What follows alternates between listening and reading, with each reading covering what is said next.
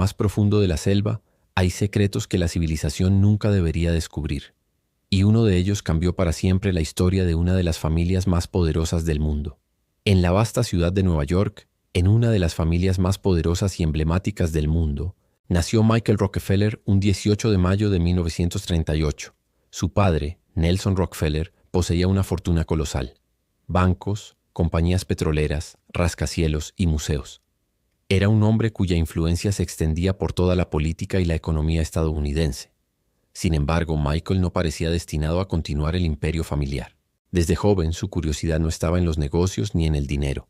Su fascinación era otra, mucho más peligrosa y misteriosa: el arte primitivo, las culturas remotas, los pueblos que vivían al margen de la civilización. En la mansión Rockefeller, rodeado de estatuas aztecas y mayas, máscaras africanas y esculturas de la isla de Pascua, Michael creció envuelto en un mundo de misterios ancestrales. Su educación en Harvard fue impecable. Se graduó con honores en historia y economía. Pero a pesar de su brillantez académica, quedó claro que su destino no era dirigir bancos o compañías petroleras, sino explorar lo desconocido. Nelson Rockefeller, lejos de forzar a su hijo a seguir el camino familiar, reconoció la pasión de Michael por el arte y las culturas lejanas, nombrándolo incluso responsable de una sección del Museo de Arte Primitivo que había creado. Fue durante sus estudios universitarios cuando Michael se cruzó con el director Robert Gardner, y juntos se embarcaron en una expedición a la remota región de Nueva Guinea, entonces una colonia holandesa. Michael, quien hasta ese momento había vivido entre rascacielos y museos, se transformó en explorador. Barba desaliñada, ropa sencilla y un entusiasmo insaciable por conocer los secretos de los pueblos que vivían escondidos en la jungla. Entre ellos los Asmat, una tribu que apenas había tenido contacto con occidentales y era conocida por su habilidad en la escultura ritual y su reputación de fieros guerreros. Los Asmat eran artistas de la madera. Sus estatuas, escudos y tótems eran verdaderas obras maestras, cargadas de significado espiritual. Su mundo estaba gobernado por la influencia de los antepasados y los espíritus, y sus rituales incluían prácticas que hoy nos parecen incomprensibles, incluso mortales.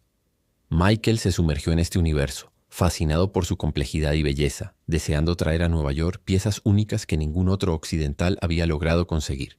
En sus cartas a amigos y colegas, Michael hablaba de los Asmat como si fueran un enigma que debía resolverse, un misterio que lo llamaba desde lo más profundo de la selva. Su primer contacto fue exitoso. Logró negociar la adquisición de varias piezas valiosas y fue aceptado por algunos miembros de la tribu, incluso como honorario en ciertas aldeas. La selva, los ríos y los manglares se convirtieron en su nueva realidad, y la civilización, con sus reglas y obligaciones, quedó muy lejos.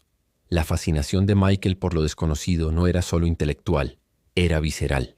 Cada expedición lo acercaba a la frontera entre la vida y la muerte, entre lo moderno y lo primitivo. Un territorio donde la belleza y el peligro coexistían de manera inquietante.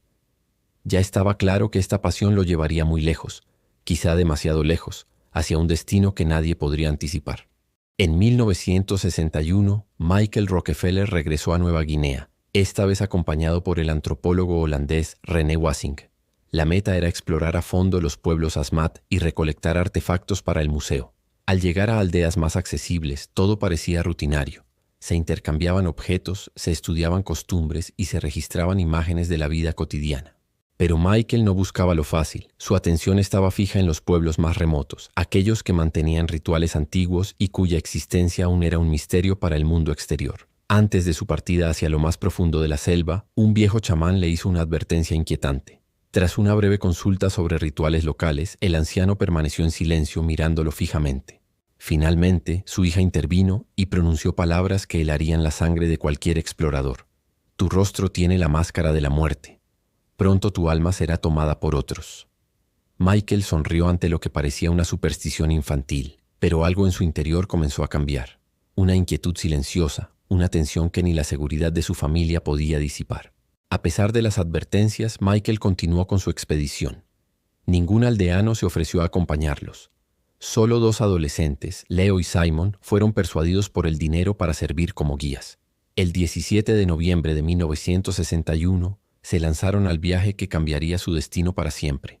La travesía por los ríos y manglares fue ardua, la embarcación improvisada, inestable.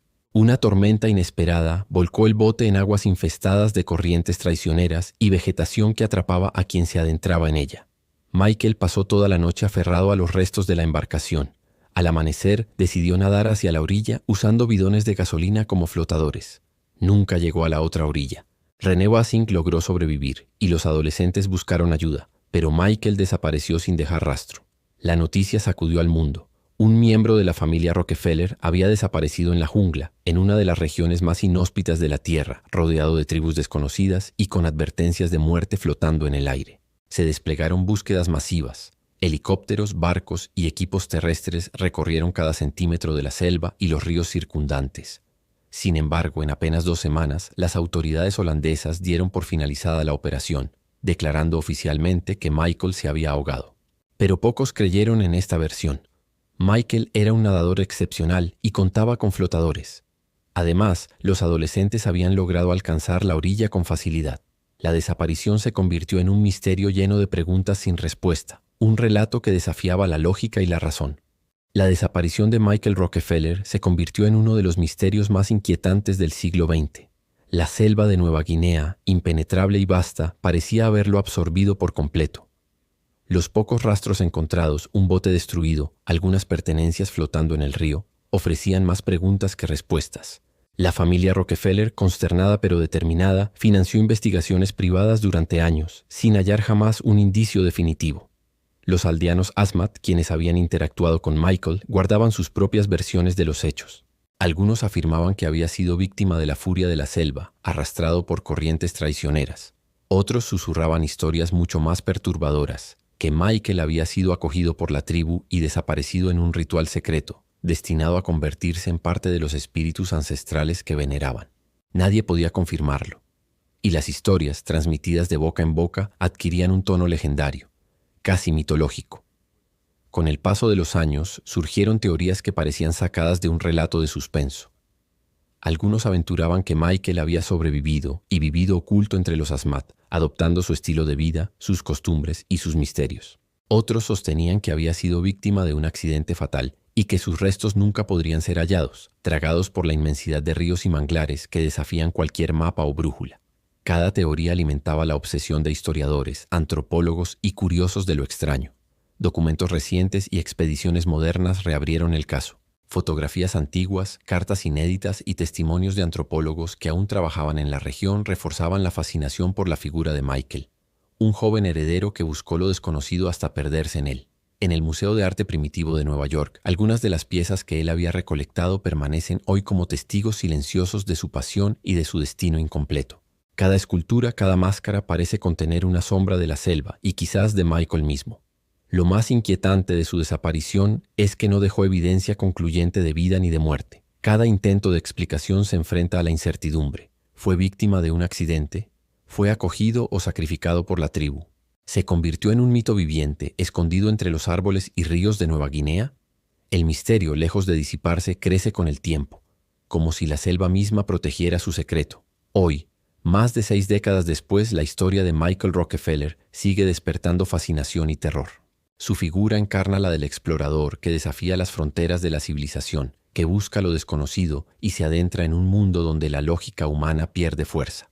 Su desaparición nos recuerda que existen lugares en la Tierra donde la realidad y el mito se entrelazan, donde los secretos antiguos esperan, silenciosos, a ser descubiertos, o a tragarse para siempre a quienes se atreven a entrar. El legado de Michael no está en los negocios, ni en la política, ni siquiera en los museos. Su verdadero legado es el misterio. Un recordatorio de que la fascinación por lo desconocido puede llevarnos a los rincones más remotos del mundo y también a los límites de nuestra propia existencia. Cada río, cada bosque y cada aldeano en Nueva Guinea conserva quizás una sombra de aquel joven que se adentró demasiado en lo desconocido, desapareciendo sin dejar rastros y convirtiéndose en un enigma que ni la riqueza ni el poder pueden resolver. Si te ha gustado, no olvides suscribirte. Lo mejor está por venir.